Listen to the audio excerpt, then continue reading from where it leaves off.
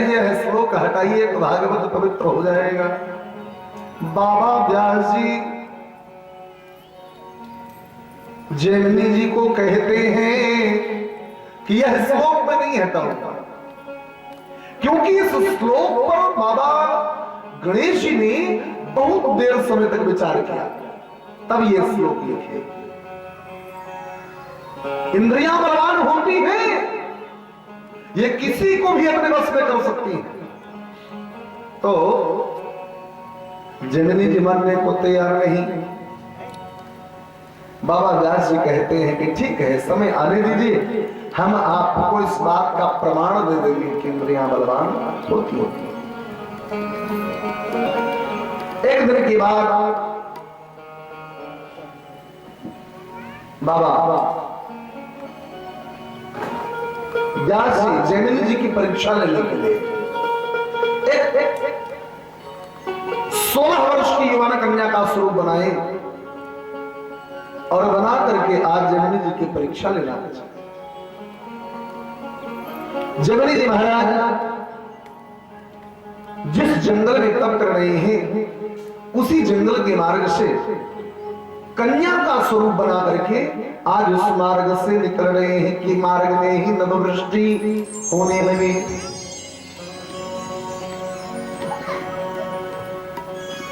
और अचानक उस कन्या ने जैमिनी जी महाराज के आश्रम को देखा। जैमिनी जी की कुटिया पर पहुंची और पहुंच करके जैमिनी जी को निवेदन करते हैं कि महाराज बारिश हो रही है, सायंकाल की वेला है और यहां से हमारा घर भी कुछ दूर पर है, रास्ते में बहुत बड़ा जंगल है, हिंसक जीव जंतु आते हैं, उनसे हमको भय है, कृपा करके आज हमको अपनी कुटिया में शरण दे दीजिए। जैमिनी जी महाराज कहने लगे, बेटी क्या तुझको पता नहीं है, ये संत का आश्रम है और वैसे भी सायंकाल की वेला में मैं आपको अपनी कुटिया में स्थान नहीं दे सकता, मैं लोक निंदा का पात्र बनूंगा। लेकिन उस कन्या ने कहा, महाराज कृपा करिए, मैं अकेली हूं, जंगल बड़ा भयानक है, कुछ भी हो सकता है। बार बार कहने पर जैमिनी जी को दया आई कि ठीक है, अगर ये चाह ही रही है तो उसको कुटिया के भीतर प्रवेश दे देना चाहिए।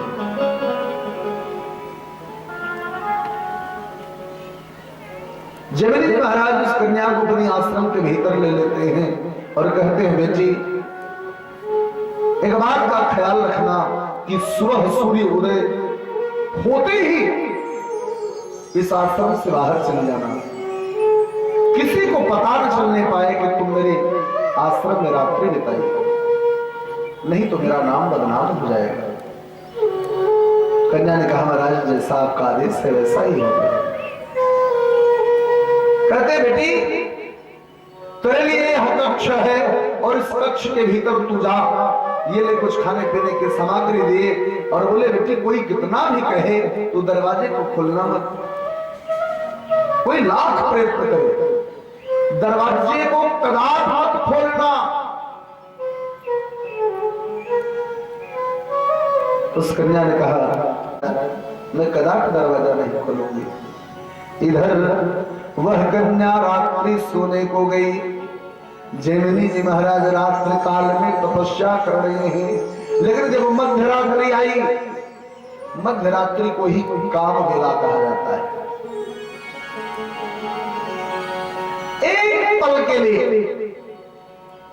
जैमिनी जी महाराज का मन विचलित हुआ कि दुनिया कामोपभोग में अपना समय बिता रही है और मैं साधना में तल्लीन हूं।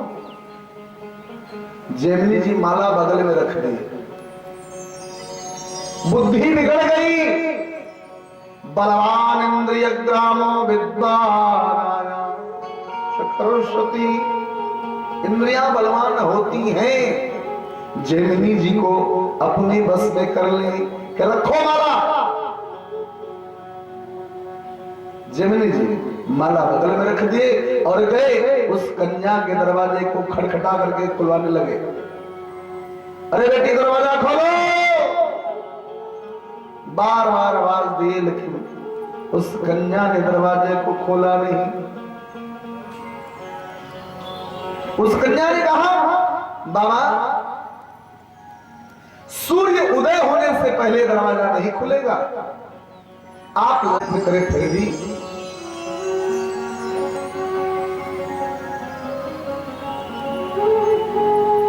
जैमिनी जी महाराज बार बार आवाज दिए फिर भी दरवाजा ना खुला। तो जैमिनी जी ने उस कन्या को कहा कि जो दरवाजा खोलती है या रही, छप्पर को तोड़कर उस कमरे में कूद गए जहां पर वो कन्या थी। और जैसे ही वो कमरे में कूदे कि उस कन्या ने दरवाजे को खोला और बाहर निकल गई और बाहर से दरवाजा बंद कर दिया। अब जैमिनी जी भीतर है, वो कन्या बाहर, और भागती हुई गई संतों के पास कि महाराज रक्षा करिए, मेरी मर्यादा जाने वाली है। सारे संतों ने पूछा बेटी तू क्यों इतना घबराई हुई है, बात क्या है? उस कन्या ने कहा महाराज जैमिनी जी को आधी रात में पता नहीं कौन सा भूत सवार हुआ है, पता नहीं क्यों मेरे पीछे पड़े। सारे संतों ने कहा तुझको शर्म है कि नहीं, तू जैमिनी के विषय में ऐसा बोल रही है? क्या तुझे जैमिनी जी के विषय में मालूम नहीं है क्या? मालूम तो हमको भी है, लेकिन चलिए मैं आपको सच सच दिखाऊं कि मेरे कमरे में कूद गए। सारे संत लोग उस कन्या के साथ में गए और जब जा करके दरवाजा खोलते हैं तो भीतर जैमिनी जी, सारे संतों का सिर शर्म से झुक गया। ये क्या कर दिया? जैमिनी जी कहने लगे कि मुझको इस कन्या को पाना है।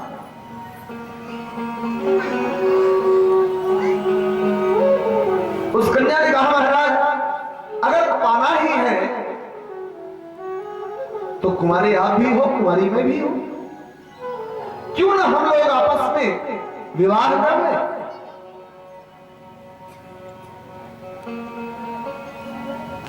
जैमिनी जी ने कहा कोई बात नहीं, विवाह करने के लिए तैयार है। अगर विवाह करने के लिए तैयार है तो विवाह करने से पूर्व हमारी एक शर्त होगी। वो शर्त कैसी? हमारे खानदान का एक नियम है और मैंने वैसे भी बचपने में एक संकल्प ले रखा है कि मैं विवाह उसी वर के साथ करूंगी जो वर अपने मुख में कालिख पोत करके, गधा बन करके, झुक करके, अपनी पीठ पर बिठा करके हमको जगदम्बा मंदिर तक दर्शन करने ले करके जावेगा, उसी वर के साथ मैं विवाह करूंगा।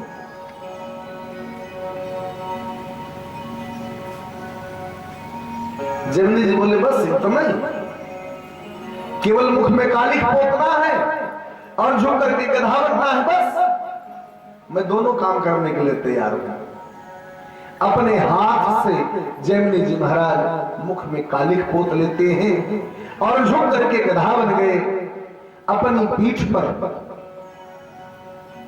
उस कन्या को बिठाते हैं और लेकर के चले हैं जगदम्बा मंदिर दर्शन करने के लिए। जब जगदम्बा मंदिर पर दर्शन करने आए हैं, इधर व्यास जी महाराज पहले से ही सारे संत महात्माओं को बुला करके वहां पर खड़े कर चुके हैं। जैमिनी जी महाराज मंदिर के द्वार तक पहुंचे और पहुंच करके वहीं पर खड़े हो गए। कन्या ने कहा महाराज आप यहां खड़े रहिए, पहले मैं दर्शन करके आती हूं फिर चलोगे घर। वह कन्या गई मंदिर के भीतर दर्शन करने गई तो थी कन्या, लेकिन मंदिर के बाहर निकले व्यास जी महाराज।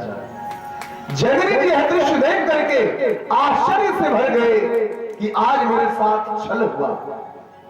बाबा व्यास जी मुस्कुराने लगे। अब आपको समझ में आया कि इंद्रियां कितनी बलवान होती हैं।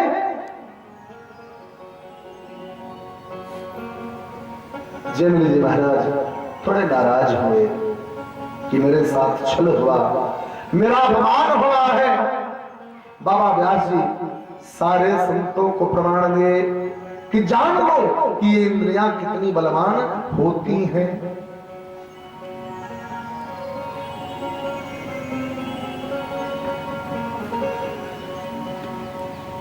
कहने का सिर्फ कुछ भी नहीं है जो हमारा कल्याण न कर सके।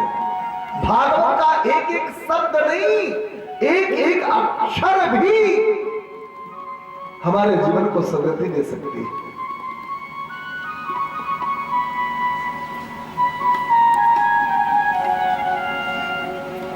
भागवत की रचना संपूर्ण हुई। ये भागवत है क्या भैया?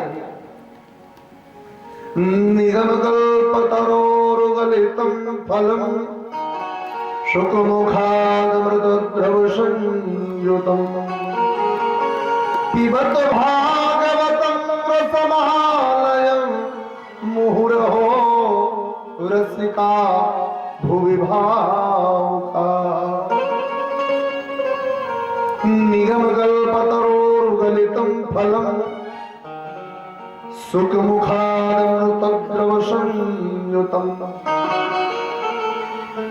निगम कहते हैं वेद को।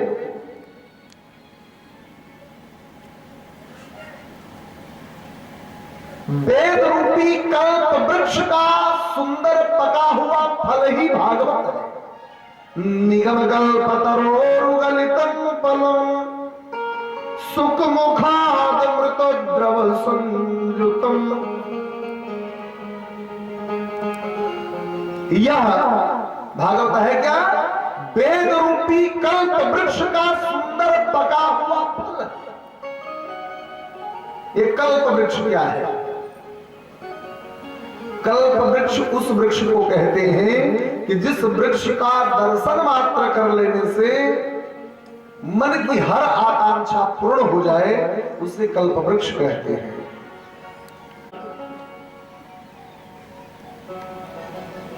उसी कल्प वृक्ष का यह फल है।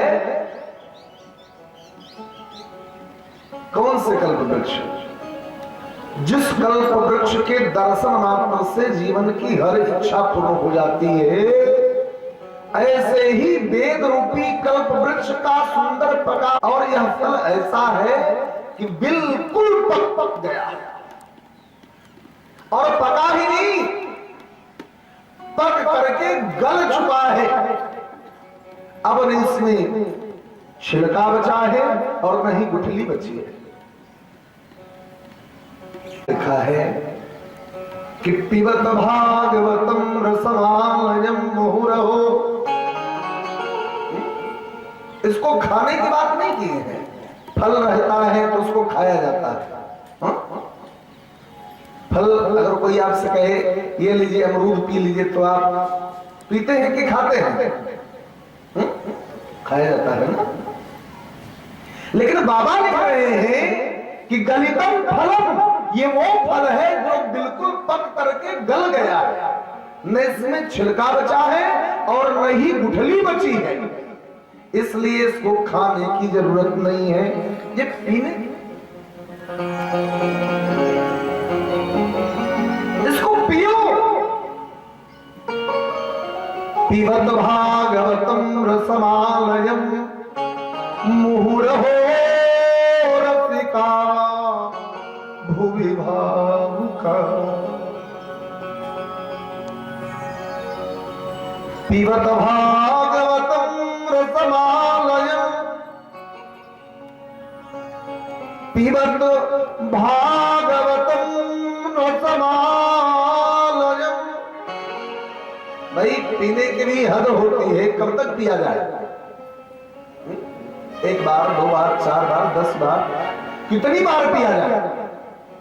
लेकिन बाबा ने ऐसा कोई संकेत नहीं किया कि केवल एक बार ही पियो, केवल 10 बार ही पियो, ऐसा कुछ नहीं लिखा है। केवल इतना ही संकेत किए हैं, तब तक पीते रहो यावद आलयम, जब तक प्रभु का द्वार में मिल जाए, जब तक प्रभु के धाम में न पहुंच जाए, तब तक पीते रहो। मुहुर हो रसिका भूविभाग, मुहुर बार बार पियो, एक बार, दो बार, 10 बार, जब तक रहो।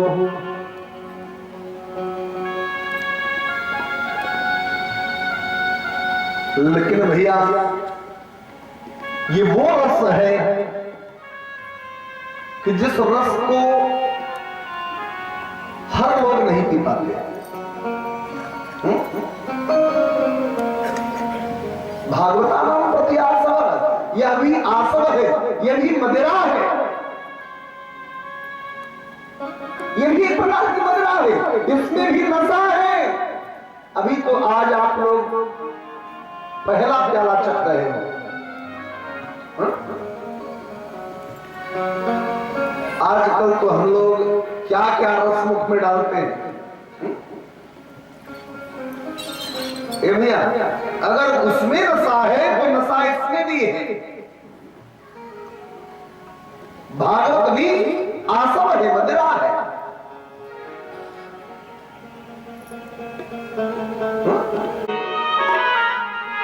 सुना है बड़ी तल्ख होती है पीने से पहले, अये मालिक तू गिराता बहुत है उठाने से पहले।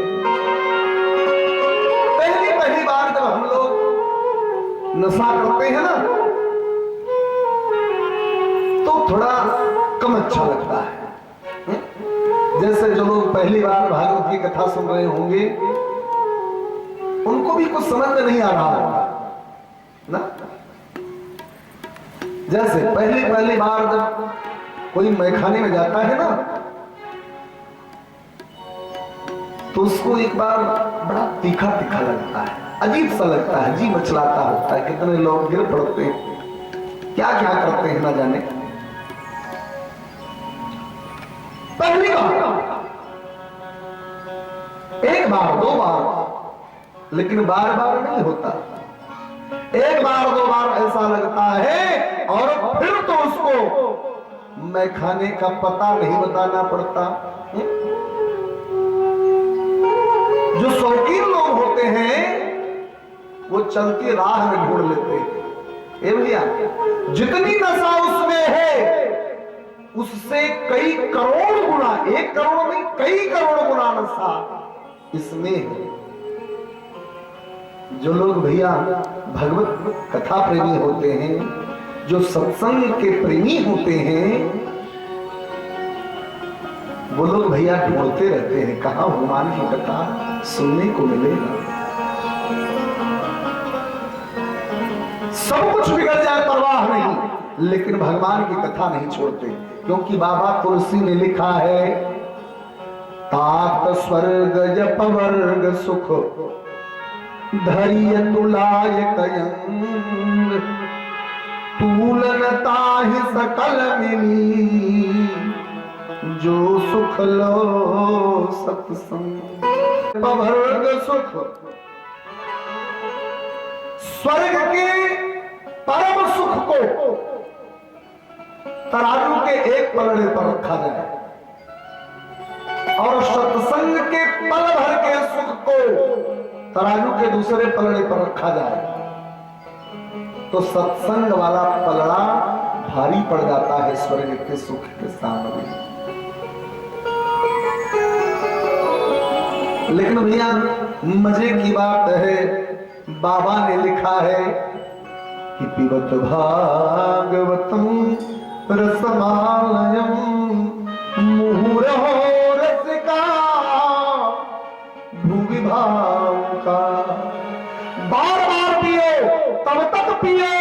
कि जब तक प्रभु का धाम न मिल जाए। लेकिन मजे की बात, ये रस कौन लोग पीते हैं?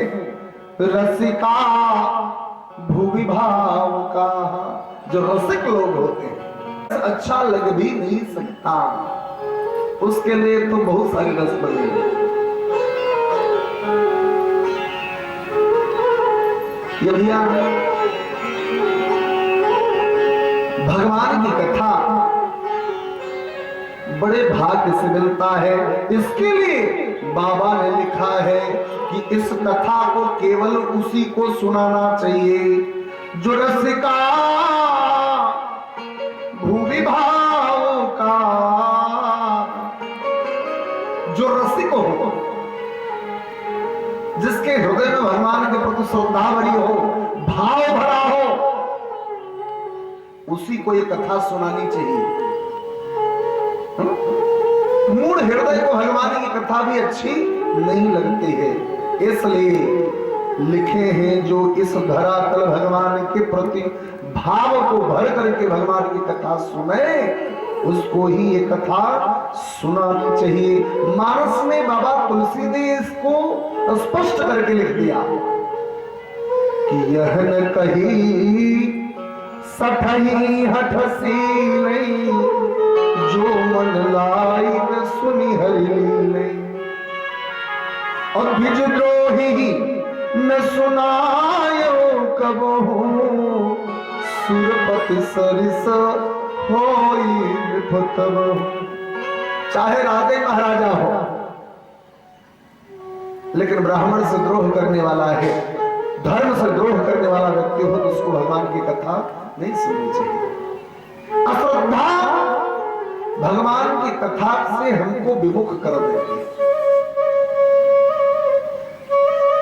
ये कथा केवल उसी को सुनानी चाहिए जो कथा सुन करके अपने भीतर उतारे।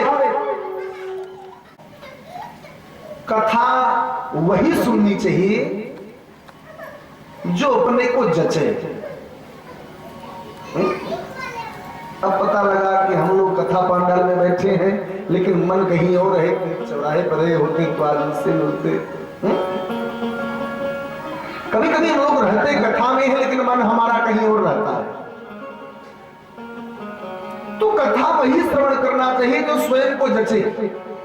नहीं मन लगता, सत्संग मत करो, पहले आदत बनाओ। कथा वही सुनना चाहिए जो जचे, और केवल जचे नहीं, पचे, भीतर भी जाए। और केवल पचे नहीं, फिर रचे, अपने जीवन में उसको आत्मसात भी करें, अपने जीवन में उसको उतारे, अपने जीवन का कायाकल्प भी करें। सत्संग हमें धीरे धीरे ईश्वर के नजदीक लेकर के जाते हैं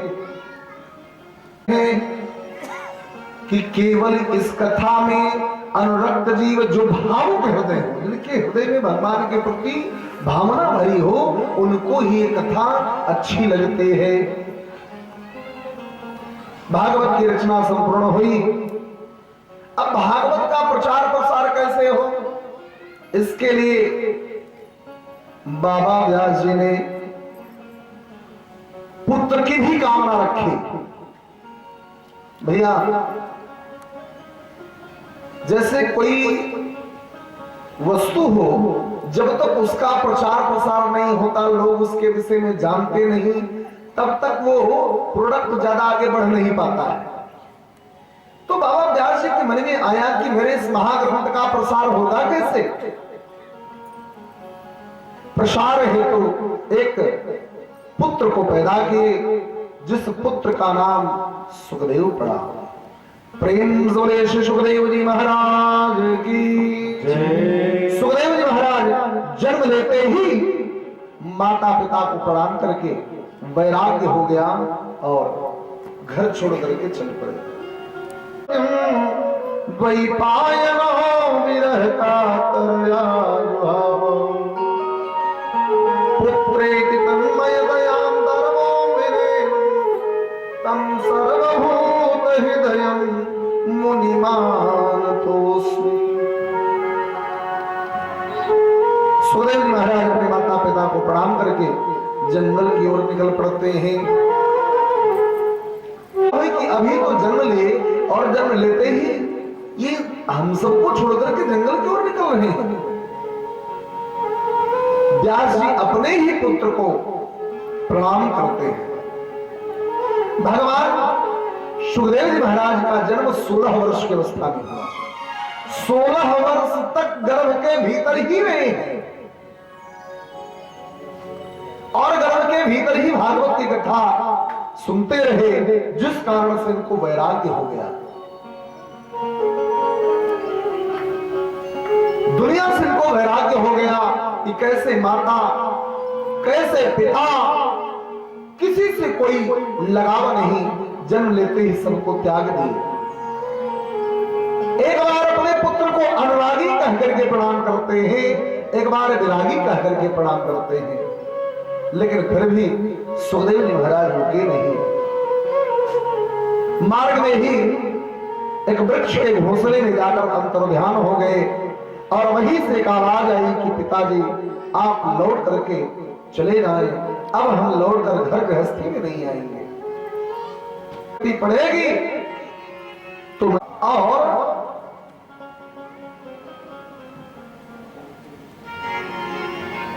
आपको भी उसे बाबा व्यास जी निराश होकर के लौट करके चले आए, लेकिन इस उम्मीद में थे कि जब कभी अवसर मिलेगा तो हमको सुखदेव जी महाराज अवश्य भागवत की कथा श्रवण करवाएंगे। प्रेम से बोले भागवत भगवान की जय।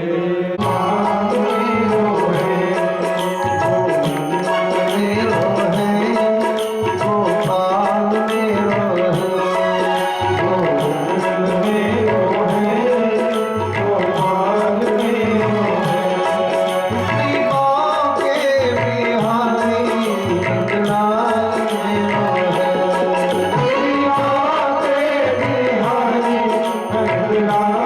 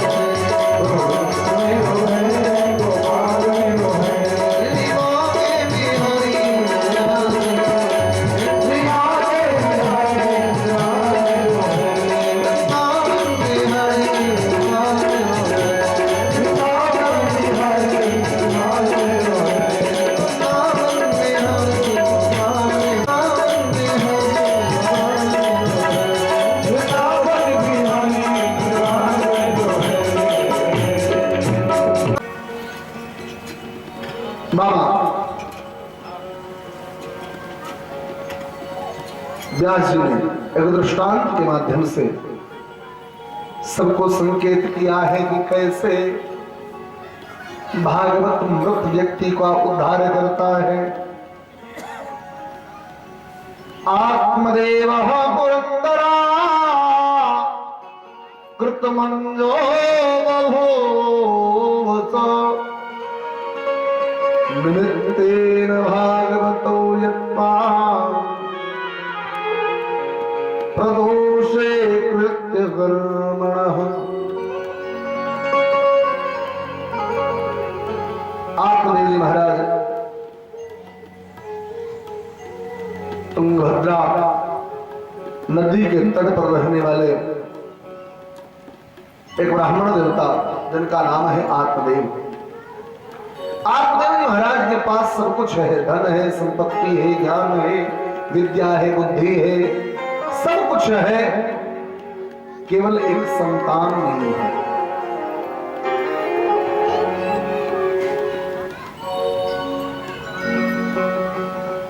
संतान के लिए बड़े दुखी हैं। आत्मदेव जी की पत्नी का नाम है धुंधली। धुंधली दुष्ट स्वभाव की है, क्रूर है, कलह प्रिय है, पति का अपमान करने वाली है। बहुत दिन बीता, आत्मदेव जी महाराज के घर कोई संतान जन्म नहीं लिया।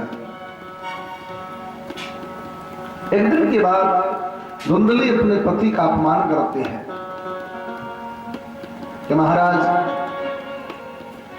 आपका मुख देखने जैसा नहीं है, क्योंकि आप नरवंशी हो और नरवंशी का मुख देखने मात्र से पाप लगता है। ये बात आत्मदेव जी सहन नहीं कर पाए।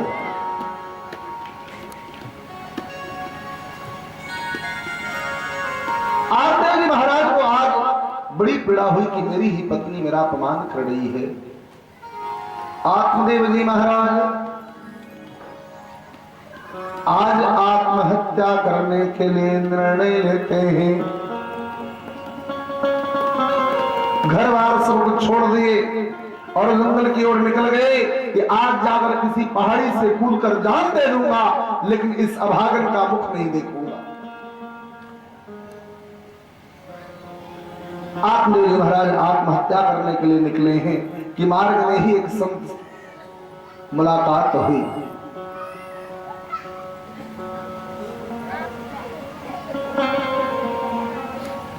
संत से मुलाकात हुई और उस संत ने पूछा कि महाराज आप रो क्यों रहे हो? काते चिंतावली कथं सत्परम मह्य स्वस्य दुःखस्य कारणं कथं रोदिषि विप्रत्वम्। हे ब्राह्मण देवता, आप क्यों रो रहे हो? आपके रोने का कारण क्या है? आपको संतान नहीं दिया, होते हैं। अरे नहीं दिया, कुछ दिन रो करके शांत हो जाओगे,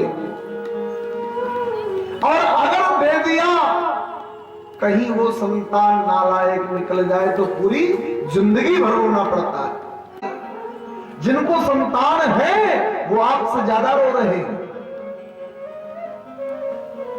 आत्मदेव जी महाराज कहने लगे, लेकिन महाराज मैं अपनी बात ही नहीं कर रहा हूं, मैं जिस वृक्ष को लगाता हूं वो वृक्ष भी सूख जाता है। जिन गैयों को पालता हूं वे गैया भी किसी बछड़े को जन्म नहीं देती। तो महाराज मैं इतना भागा हूं, मैं इतना पापी हूं, अब मैं जीना नहीं चाह रहा हूं, जा रहा हूं आत्महत्या करके मर जाऊंगा। संत ने कहा, महाराज अगर आपके मन में ऐसा भाव है तो मैं आपको आशीर्वाद देता हूं कि आपके घर में पुत्र का जन्म होगा। संत ने एक सुंदर सा फल ब्राह्मण देवता को दिया है, और वे करके कहते हैं कि यह फल ले जाकर के आप जिसको भी खिलाओगे उसके गर्भ से सुंदर बालक का जन्म होगा।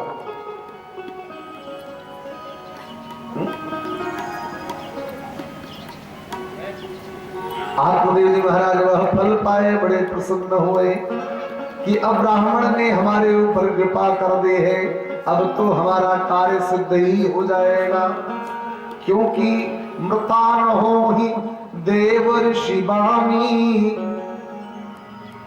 ये ब्राह्मण का आशीर्वाद है, ये झूठा नहीं होगा। आत्मदेव जी महाराज वह फल लेकर के अपने घर की ओर लौटे, और जब घर की ओर लौटे तो धुंधली ने देखा कि ये तो गए थे आत्महत्या करने, ये वापस कैसे लौट आए। तो आत्मदेव जी महाराज हंस करके बताए कि मार्ग में एक संत का दर्शन हुआ, संत ने मुझको आशीर्वाद दिया है कि हमारे घर में लाला का जन्म होगा। धुंधली थोड़ी खुश हुई कि मेरे घर में भी पुत्र का जन्म होगा। बगल में धुंधली की एक बहन थी, उसने सोचा कि तो सारा काम गड़बड़ हो गया, मेरी बहन के पास सब कुछ है केवल संतान नहीं है, और मेरे पास संतान बहुत है और कुछ नहीं है। जैसे आप लोगों ने देखा होगा ना, जिसके पास बहुत कुछ भरा पड़ा है उसके पास कोई खाने वाला नहीं, और जिसके पास खाने वाले बहुत हैं वो बेचारा तो धुंधली की बहन ने सोचा कि काम तो सब गड़बड़ हो जाएगा, हम कोई ऐसा उपाय करें ताकि मेरी बहन यह प्रसाद न खाए। ये प्रसाद खा लेगी तो ब्राह्मण का दिया हुआ आशीर्वाद है, ये निश्चित रूप से सत्य हो जाएगा, तो इसको भी बच्चा पैदा हो जाएगा, तब मेरी कदर नहीं करेगी। तो धुंधली की बहन ने धुंधली को बहका दिया कि अरे बहन तू काहे इस प्रसाद के चक्कर में पड़ी है, तुझको केवल पुत्र चाहिए ना, तो मैं वादा करती हूं कि इस बार मेरे गर्भ से जो बेटा पैदा होगा मैं उसको तुमको दे दूंगी। काहे के लिए इस फल के चक्कर में पड़ी हो? अगर बेटा पैदा भी हो गया तो लालने पालने दुखम, लालन पालन करने में कितना कष्ट होता है पता है।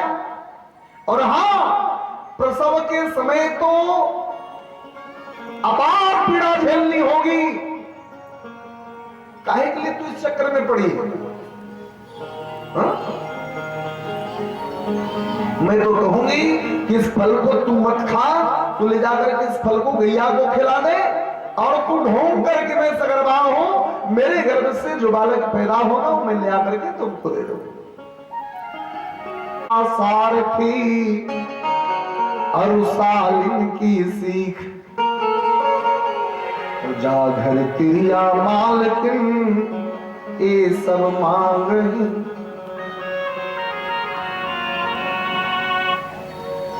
आजकल समाज में खूब फैशन चल रहा है, अपनी बहन कोई बात कह देती तो हम लोग नहीं मानते, लेकिन अगर एक बार वो कह दी जीजा जी तो बड़ा बड़ा निर्णय हम लोग बदल लेते हैं।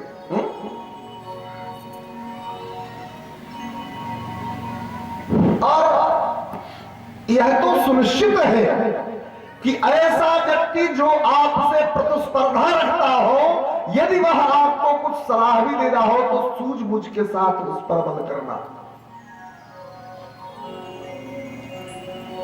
धुंधली की बहन ने कहा कि तू ढूंढ और मैं ये प्रसाद ले जाकर के गैया को दे देती हूं। वह फल गाय को खिला दिया और स्वयं ढोंग करने लगी कि मैं सगर्भा हूं। भैया वो संत का दिया हुआ आशीर्वाद है, वो झूठा नहीं होगा। उधर गाय भी सगर्भा हो गई। समय बीता कि धुंधली की बहन के गर्भ से एक सुंदर बालक का जन्म हुआ। उस बालक को ले आकर के वह धुंधली को सौंप देती है। महल में हाहाकार मच गया कि धुंधली के गर्भ से बालक का जन्म हुआ। आज देव महाराज फूले न समाये कि मेरे घर में पुत्र का जन्म हुआ।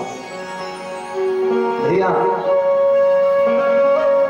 जब कुछ दिन के बाद हमारे घर में ऐसा अवसर आता है तो हम लोग बहुत खुश होते हैं,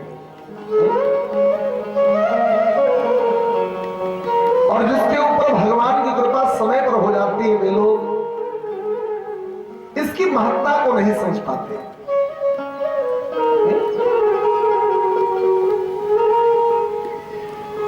वे लोग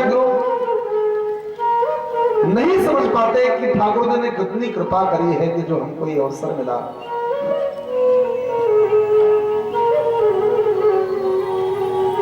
आत्मदेव जी महाराज बड़े प्रसन्न हुए।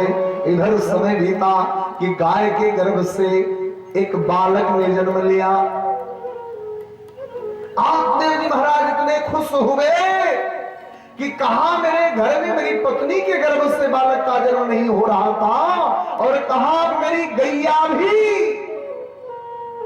बछड़े को नहीं बालक को जन्म दे रही है। आत्मदेव जी महाराज सारे नगर में बधाई करवाए कि मेरे घर में दोनों पुत्र का जन्म। ब्राह्मणों को बुलवाए, जात कर्म संस्कार हुआ, नामकरण की बारी आई। धुंधली ने कहा कि अपने पुत्र का नाम हम रखेंगे। पहले के जमाने में भैया हम रखें, वहां से जो पास होगा वही नाम घर में रखा जा रहा है।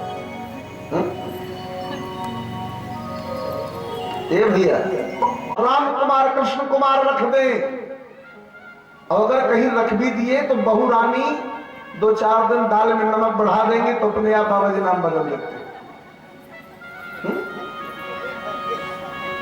भैया समय बहुत परिवर्तनशील है। गाय के गर्भ से बालक जन्म लिया है, वो बालक संपूर्ण शरीर उसका मानव का है, लेकिन कान गऊ के समान है।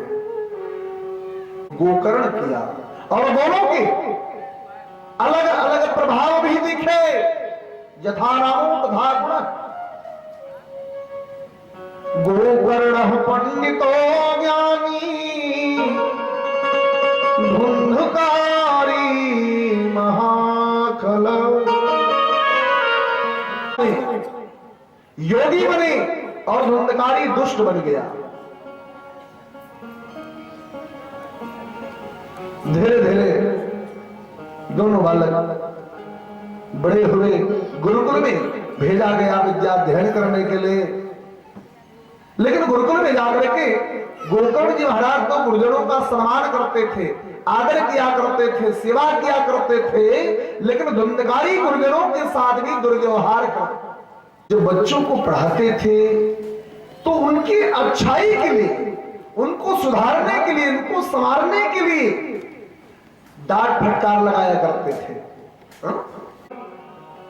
गलत कर्म में लग गया, धुंधकारी का भाव दूषित हो गया, धुंधकारी वैश्यावृत्ति करने लगा।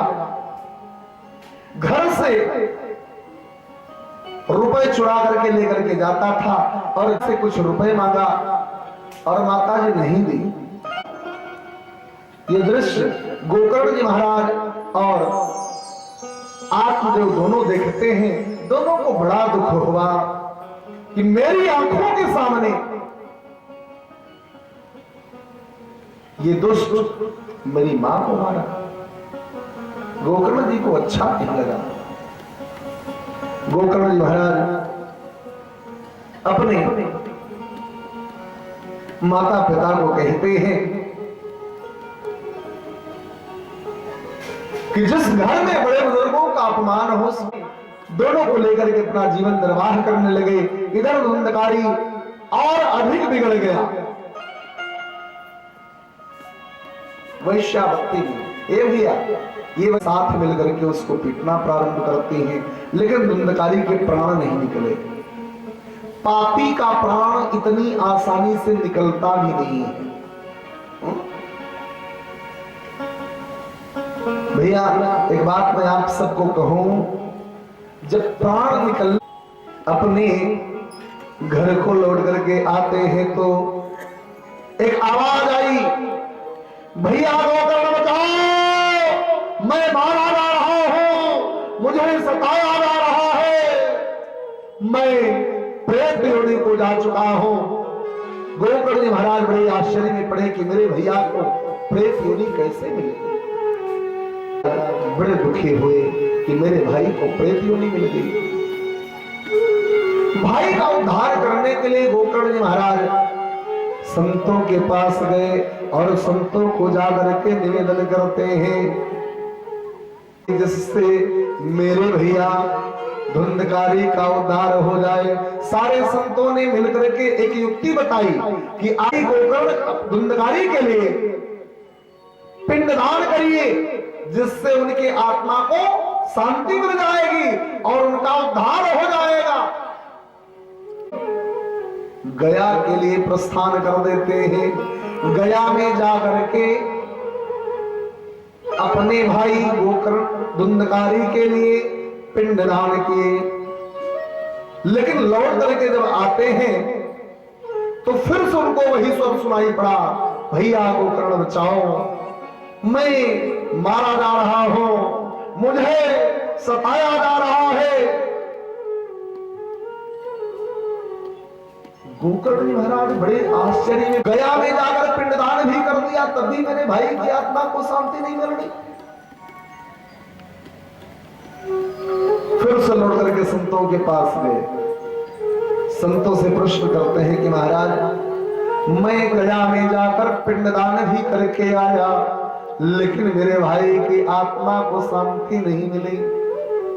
सभा में एक संत ने बड़ी सुंदर बात कही, भैया गोकर्ण, गया में पिंडदान करने से किसी साधारण जीव का उद्धार होता है, पापी के लिए चाहे 1,00,000 बार जाकर के गया में पिंडदान करोगे तब भी उद्धार होने वाला नहीं है।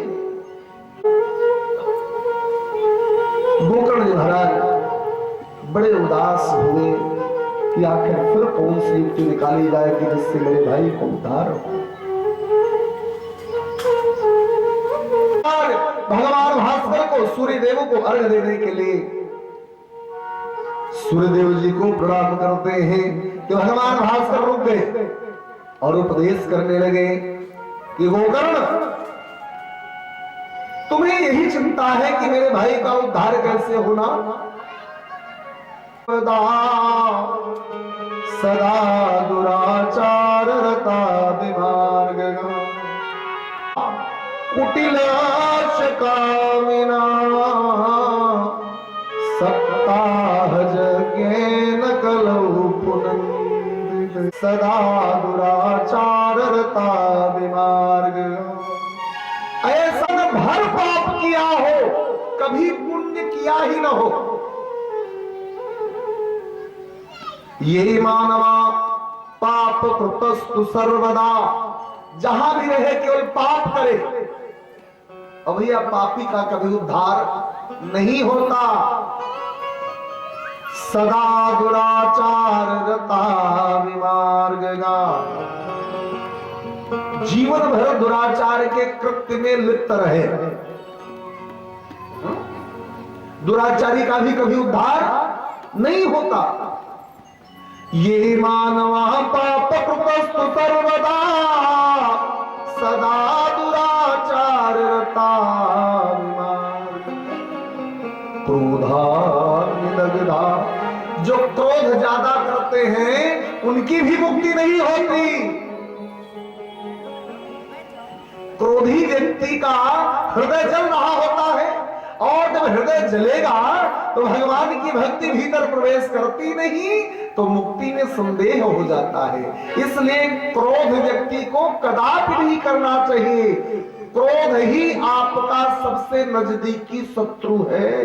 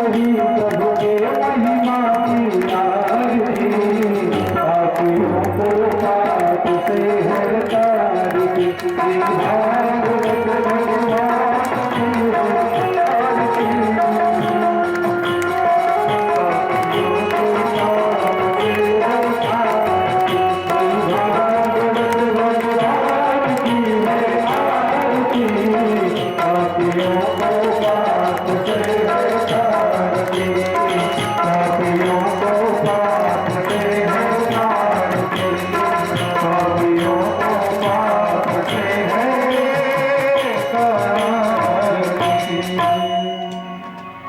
श्री व्यासी महाराज की जय।